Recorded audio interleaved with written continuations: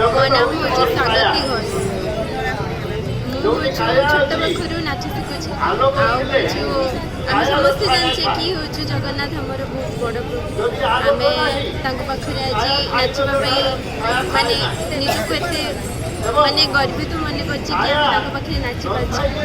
ଆଉ ମୁଁ ଚାହୁଁଛି କି ମୋ ସାଙ୍ଗସାଥି ମାନେ ବି ସମସ୍ତେ ଖୁସି ହେବେ ଏସବୁ। ମହାପ୍ରଭୁଙ୍କୁ ଦେଖିଲେ, ଦର୍ଶନ କଲେ, କ'ଣ ମାଗିଲେ ମହାପ୍ରଭୁଙ୍କୁ?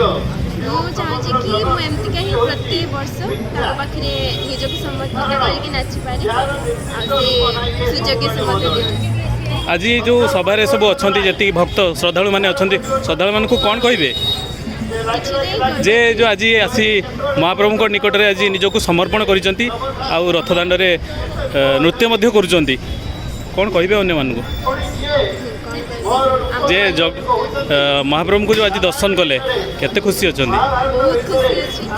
ଆଉ ନିଜକୁ ବହୁତ ଗର୍ବିତ ମନେ କରୁଛି। ବହୁତ ମାନେ ନିଜକୁ ଇଏ ଭାବୁଛି କି ତାଙ୍କ ପାଖରେ ମୁଁ ନାଚିପାରୁଛି, ସେ ମୋତେ ସେ ସୁଯୋଗ ଦେଇଛନ୍ତି। ମୁଁ ଦୁର୍ଗାଶଙ୍କର ପାଢ଼ୀ, ଉଦଳା ରଥଯାତ୍ରା କମିଟିର ମୁଁ ଜଣେ ମେମ୍ବର। ଆଜି କ'ଣ କହିବେ ଯେଉଁ ମହାପ୍ରଭୁଙ୍କ ଯେଉଁ ଘୋଷଯାତ୍ରା ଆଜି ପ୍ରଥମ ଦିନରେ ଅନୁଷ୍ଠିତ ହୋଇଛି, କ'ଣ କହିବେ? ପ୍ରତିବର୍ଷ ଭଳି ଏ ବର୍ଷ ମଧ୍ୟ ଉଦଳାରେ ଜଗନ୍ନାଥ ମନ୍ଦିର ରଥଯାତ୍ରା ଉପଲକ୍ଷେ ପ୍ରବଳ ଭିଡ଼ ପରିଲକ୍ଷିତ ହୋଇଥିଲା।